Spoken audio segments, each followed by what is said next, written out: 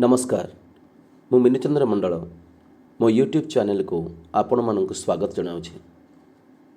आज आम भारतर भौगोलिक स्वरूप पाठरू भारतर पर्वतमाला संपर्क में जानिबा।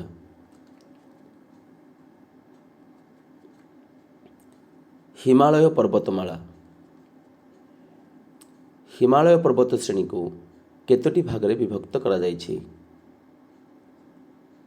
तीनोटी।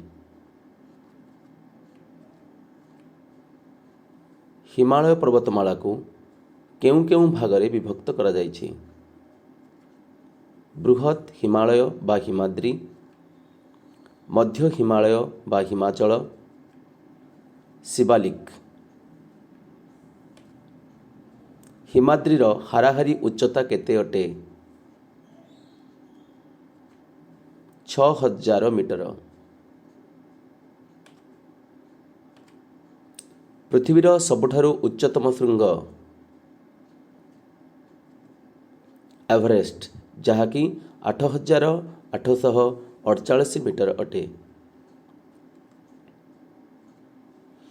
पृथ्वीर सबुठारु द्वितीय उच्चतम पर्वत कांचनजंगा, जहाँकि 8598 मीटर अटे। माउंट एवरेस्ट को नेपाल रे कौन कहती? सागर माथा। भारतर सबुठारु उच्चतम शृंग कांचनजुंगा, जहाँकि 8598 मीटर विशिष्ट अटे। मध्य हिमालय बा हिमाचल हिमालयर केउं दिगरे रहिछि? पश्चिम दिगरे। मध्य हिमालय बा हिमाचल रे केउं सहर गुड़िक रहिछि? हरिद्वार और देहरादून। कुल्लू उपत्यका थिबा राज्य हिमाचल प्रदेश। सुविशाल अववाहिका अंचल रहिथिबा पाकिस्तान नदी सिंधु नदी। आरावली पर्वतमाला केउं स्थानरु केउं स्थान पर्यंत व्यापी अछि?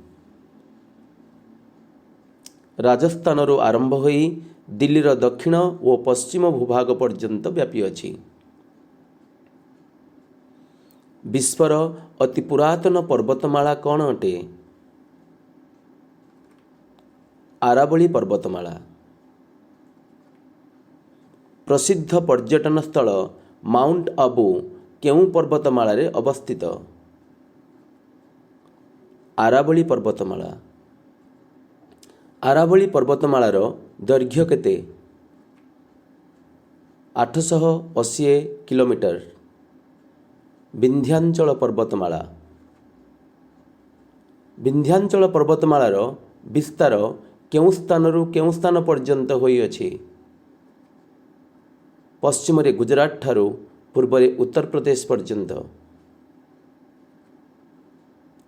केउं पर्वतमाला दक्षिण भारत और उत्तर भारत को स्पष्ट भाव में विभक्त करुअछि?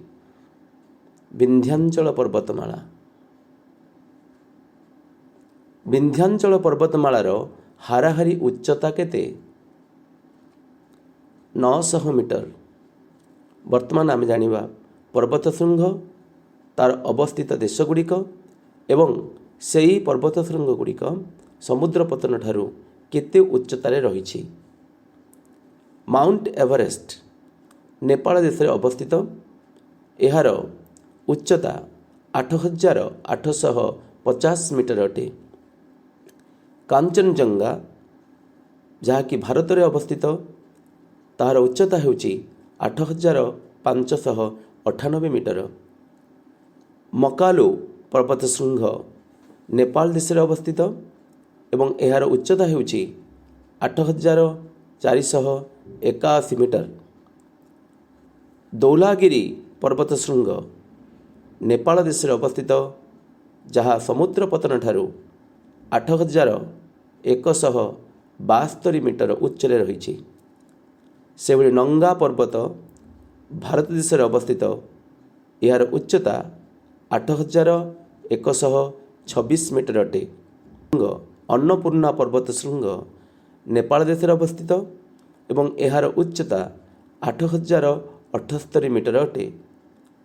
नंदा देवी भारत देश अवस्थित अटे एवं एहार उच्चता समुद्र पतन ठारू 7817 मीटर अटे। दाक्षिणात्य मालभूमि केउं नदीर दक्षिण रे रही अछि? नर्मदा नदी। आरावली पर्वतमालार वृष्टिछाया अंचल रे केउं मरुभूमि रही अछि? थर मरुभूमि। आशा करुछि एई वीडियो ट्यूटोरियलटी दशम श्रेणी छात्र छात्री उपयोगी हब एवं सेमानंक परीक्षा रे यह साहाय्य करिवो। यदि आपण मानकु एई वीडियोटी भल लागे तेबे यह अधिकरु अधिक छात्र छात्री को शेयर करंतु एवं लाइक करंतु एवं कमेंट बॉक्स रे निजर अभिमत प्रदान करंतु। धन्यवाद।